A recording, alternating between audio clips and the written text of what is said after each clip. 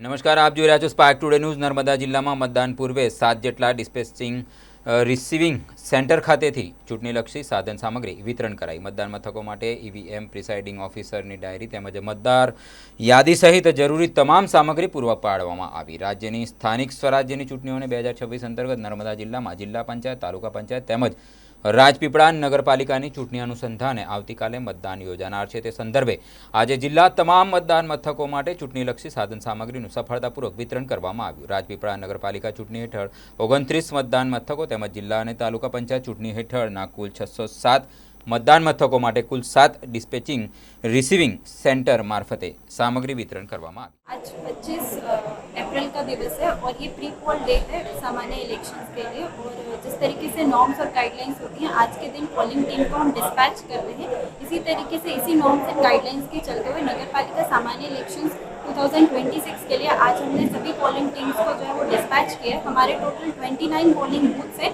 और इसीलिए 29 polling teams को जो है हमने डिस्पैच किया है आज, जिसमें हमारे प्रिसाइडिंग हो गए, असिस्टेंट प्रिसाइडिंग हो गए और पोलिंग ऑफिसर्स हो गए। उनको ईवीएम और जितनी भी ज़रूरी सामग्री है उसके साथ आज हमने यहाँ से रवाना किया है आदर्श निवासी शाला से। हमारे नगर पालिका के लिए करीब 29 बूथ्स है और 5 सोनल ऑफिसर्स है और करीब 16 रूट्स है।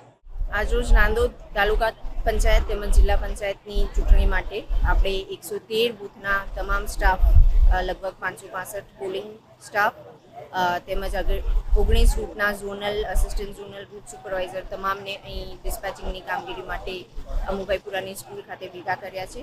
તેઓને મતદાન મથક માટે જરૂરી સામગ્રી જેમ કે જરૂરી કવરો, ફોર્મ્સ, મતકૂટી, બીયુસીયુ જેવી તમામ સામગ્રી આપવામાં આવશે અને બસ થકી તેઓને તેમના મતદાન મથક સુધી પહોંચાડવામાં આવશે. હીટ વેવથી બચવા માટે આપણે તમામ મતદાન મથકો પર મેડિકલ ટીમ્સને હાજર રાખી છે જરૂરી દવાઓ સાથે, તેમજ શેડ પણ કરેલ છે, પીવાની પાણીની વ્યવસ્થા એવી જરૂરી વ્યવસ્થાઓનો તકેદારી રાખી છે કે જેથી કોઈને હીટ વેવથી કોઈ તકલીફ ન પડે.